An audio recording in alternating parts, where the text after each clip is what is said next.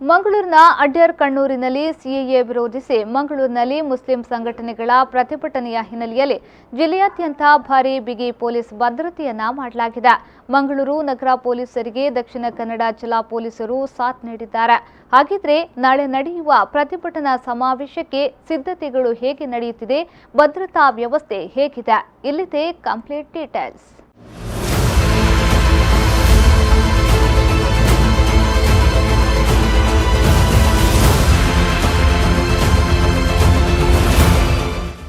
ಮಂಗಳೂರಲ್ಲಿ ಮತ್ತೆ ಎನ್ಆರ್ಸಿ ಹಾಗೂ ಸಿಸಿಎ ವಿರೋಧಿಸಿ ಪ್ರತಿಭಟನೆ ನಡೆಯಲಿದೆ. ನಗರದ ಅಡ್ಯಾರ್ನ ಕಣ್ಣೂರಿನಲ್ಲಿ ಸಿಸಿಎ ವಿರೋಧಿಸಿ ವಿವಿಧ ಮುಸ್ಲಿಂ ಸಂಘಟನೆಗಳು ಪ್ರತಿಭಟನೆಗೆ ಕರೆ ನೀಡಿದ್ದು, ಈ ಹಿನ್ನೆಲೆಯಲ್ಲಿ ಎಡಿಜಿಪಿ ಅಮರ್ ಕುಮಾರ್ ಪಾಂಡೆ ಮಂಗಳೂರಲ್ಲಿ ಮೊಕ್ಕಂ ಹೂಡಿದ್ದಾರೆ. ಪೊಲೀಸ್ ಇಲಾಖೆಯಿಂದ ಹೆಚ್ಚಿನ ಬಿಗಿ ಬಂದೋಬಸ್ತ್ ವಹಿಸಲಾಗಿದೆ. ಉಡುಪಿ, ಕಾರವಾರ, ಕೊಡಗು, ಮೈಸೂರು, ಚಾಮರಾಜನಗರ ಜಿಲ್ಲೆಗಳಿಂದ ಪೊಲೀಸರು ಆಗಮಿಸುತ್ತಿದ್ದಾರೆ. ಸುಮಾರು 1 ಲಕ್ಷಕ್ಕೂ ಹೆಚ್ಚು ಪ್ರತಿಭಟನಾಕಾರರು ಸಿಎಎ ಪ್ರತಿಭಟನೆಯಲ್ಲಿ ಭಾಗವಹಿಸುವ ಸಾಧ್ಯತೆ ಇದೆ. ಈ ಹಿನ್ನೆಲೆಯಲ್ಲಿ ವಿಶೇಷ ಭದ್ರತಾ ಪಡೆಗಳನ್ನು ನಿಯೋಜನೆ ಮಾಡಲಾಗಿದೆ. ಜೊತೆಗೆ ಕೆಎಸ್ಆರ್ಪಿ, ಸಿಎಆರ್, ಆರ್ಎಎಫ್ ಸೇರಿದಂತೆ ವಿವಿಧ ಮಾದರಿಯ ತುಕಡಿಗಳನ್ನು ಹಾಕಲಾಗಿದೆ. ಇನ್ನು ಈಗಾಗಲೇ ಪೊಲೀಸ್ ಅಧಿಕಾರಿಗಳೊಂದಿಗೆ ಮಂಗಳೂರು ಕಮಿಷನರ್ ಡಾ ಪಿಎಸ್ ಹರ್ಷ ಸಭೆ ನಡೆಸಿದ್ದು, ಯಾವುದೇ ಅಹಿತಕರ ಘಟನೆ ಆಗದಂತೆ ಮುನ್ನೆಚ್ಚರಿಕೆ ವಹಿಸಲಾಗಿದೆ.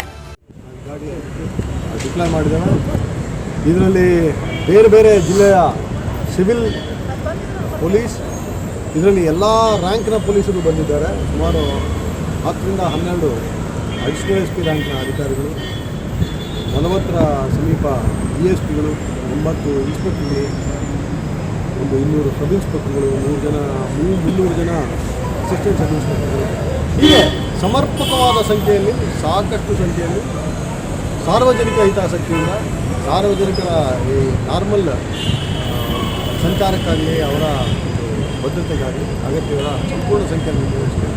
ಹಾಗೆಯೇ ಕೇಂದ್ರೀಯ ಅರೆಸೇನಾ ಪಡೆ 3 ತುಕಡಿಗಳನ್ನು ಈಗಾಗಲೇ ಡಿಪ್ಲಾಯ್ ಮಾಡಿದೆ. ಹಾಗೆಯೇ ಸಾಕಷ್ಟು ಸಂಖ್ಯೆಯಲ್ಲಿ ಟೆಕ್ನಿಕಲ್ ಎಕ್ವಿಪ್ಮೆಂಟ್ ಉಳ್ಳ ಈ ರ್ಯಾಪಿಡ್ ಇಂಟರ್ವೆನ್ಷನ್ ವೆಹಿಕಲ್ಸ್, ಬೇರೆ ರೀತಿಯ ಟೆಕ್ನಿಕಲ್ ಎಕ್ವಿಪ್ಮೆಂಟ್ ಸಹ ಸಾಕಷ್ಟು. ಇದರ ಜೊತೆಯಲ್ಲೇ ಮಂಗಳೂರು ನಗರಕ್ಕೆ ಸಂಚರಿಸುವ ವಾಹನಗಳ ವ್ಯವಸ್ಥೆಯಲ್ಲಿ ಮಾರ್ಪಾಡು ಮಾಡಲಾಗಿದೆ. ಮಂಗಳೂರು ಬೆಂಗಳೂರು ರಾಷ್ಟ್ರೀಯ ಹೆದ್ದಾರಿಯಲ್ಲಿ ಸಂಚಾರ ಬದಲಾವಣೆ ಮಾಡಲಾಗಿದ್ದು, ಬೆಳಗ್ಗೆ 9 ಗಂಟೆಯಿಂದ ರಾತ್ರಿ 9 ಗಂಟೆಯವರೆಗೆ ಸಂಚಾರ ಬದಲಾವಣೆ ಆಗಲಿದೆ.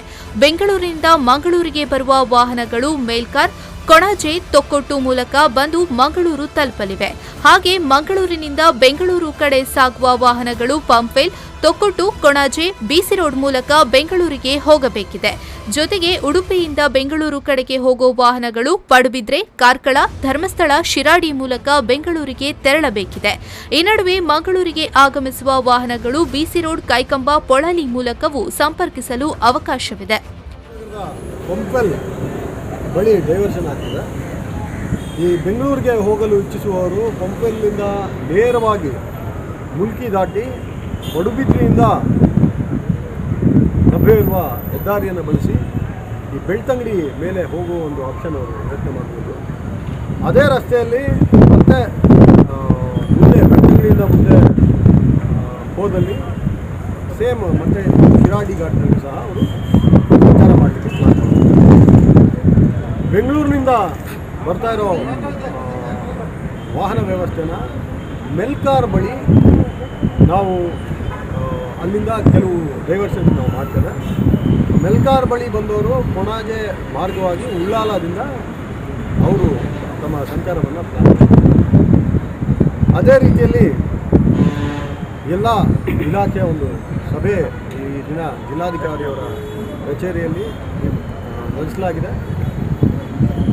ಸೂಕ್ತವಾದ ವ್ಯವಸ್ಥೆಗಳನ್ನ ಮೆಸ್ಕಾಂನವರು, PWD ಅವರು ಉಳಿದವರು ಸಹ ಸಾರ್ವಜನಿಕ ಹಿತಾಸಕ್ತಿ, ಈ ರೀತಿ ಸಂಚಾರ ಇನ್ನೊಂದು ಎಲ್ಲ ಅಫೆಕ್ಟ್ ಆಗೋದ್ರಿಂದ ಸಾರ್ವಜನಿಕ ಹಿತಾಸಕ್ತಿ.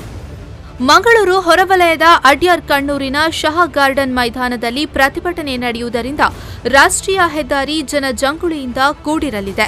ಈ ಹಿನ್ನೆಲೆಯಲ್ಲಿ ವಾಹನ ಸಂಪರ್ಕ ವ್ಯವಸ್ಥೆಯಲ್ಲಿ ಈ ರೀತಿಯ ಬದಲಾವಣೆ ಮಾಡಲಾಗಿದೆ. ಒಟ್ಟಿನಲ್ಲಿ ಸಮಾವೇಶವನ್ನು ಯಾವುದೇ ಗೊಂದಲ, ಅಹಿತಕರ ಘಟನೆಗಳು ನಡೆಯದಂತೆ ನಡೆಸಲು ದಕ್ಷಿಣ ಕನ್ನಡ ಮತ್ತು ಉಡುಪಿ ಜಿಲ್ಲಾ ಮುಸ್ಲಿಂ ಸೆಂಟ್ರಲ್ ಕಮಿಟಿ ಸಿದ್ಧತೆ ನಡೆಸುತ್ತಿದೆ. 15ನೇ ತಾರೀಕಿಗೆ ನಾವು ನಮ್ಮ ಕಣ್ಣೂರು ಮಸೀದಿ ಎದುರಿಗಿರುವ ಆ ಮೈದಾನದಲ್ಲಿ ಬೃಹತ್ ಪ್ರತಿಭಟನೆ ನಾವು ಮಾಡ್ತಾ ಇದ್ದೇವೆ ಇನ್ಶಾಅಲ್ಲಾ. ಈ ಕಾರ್ಯಕ್ರಮಕ್ಕೆ ಸೌತ್ ಕನ್ನಡ ಡಿಸ್ಟ್ರಿಕ್ಟ್ ಮತ್ತು ಉಡುಪಿ ಡಿಸ್ಟ್ರಿಕ್ಟ್ ಎರಡೂ ಡಿಸ್ಟ್ರಿಕ್ಟ್ನವರು ಬರ್ತಾ ಇದ್ದಾರೆ.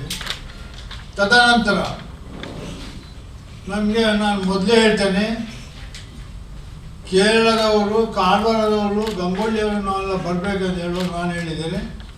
ನಮ್ಮದು ಉಡುಪಿ ಡಿಸ್ಟ್ರಿಕ್ಟ್ ಮತ್ತು ಮಂಗಳೂರು ಡಿಸ್ಟ್ರಿಕ್ಟ್ ಮಾತ್ರ. ಬರುವವರಿಗೆ ನಾವು ಬೇಡ ಹೇಳಿದಿಲ್ಲ, ಹೋಗುವವರಿಗೆ ನಾವು ಹೋಗೋದಿಲ್ಲ ಹೇಳಿದಿಲ್ಲ. ಅವರವರು ಬರ್ತಾರೆ, ಅವರು ಹೇಳಿದವರು ಬರ್ತಾರೆ. ಮತ್ತೆ ಅದು ಶಾಂತಿಯುತವಾಗಿ ಮಾಡಬೇಕೆಂಬ ವಿಚಾರ. ಈ ನಡುವೆ ಎಡಿಜಿಪಿ ಅಮರ್ ಕುಮಾರ್ ಪಾಂಡೆ ಅವರು ಮಂಗಳೂರಿನಲ್ಲೇ ಮೊಕ್ಕಂ ಹೂಡಿದ್ದಾರೆ. ಈ ಮೂಲಕ ಶಾಂತಿ ಸುವ್ಯವಸ್ಥೆ ಕಾಪಾಡಲು ಪೊಲೀಸ್ ಇಲಾಖೆಯು ಹಗಲು ರಾತ್ರಿ ಶ್ರಮಿಸುತ್ತಿದೆ. ನಾಗೇಶ್ ಕಾವೂರು, ವಿ4 ನ್ಯೂಸ್ 24/7 ಮಂಗಳೂರು.